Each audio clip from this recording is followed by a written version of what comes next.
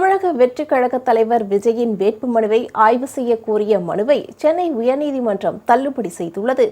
தமிழக வெற்றி கழகத்தின் தலைவர் விஜய் கடந்த 23ஆம் தேதி நடைபெற்ற சட்டமன்ற தேர்தலில் பெரம்பலூர் மற்றும் திருச்சி கிழக்கு ஆகிய தொகுதிகளில் போட்டியிட்டார்.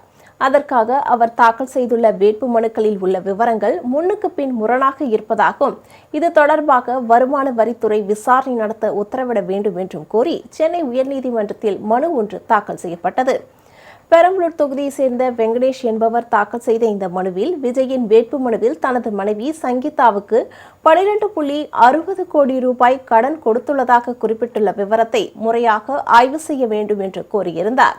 இந்நிலையில் சென்னை உயர்நீதிமன்ற தலைமை நீதிபதி அரவிந்த் தர்மாதிகாரி தலைமையிலான அமர்வு முன்பு இந்த மனு இன்று விசாரணைக்கு வந்தது.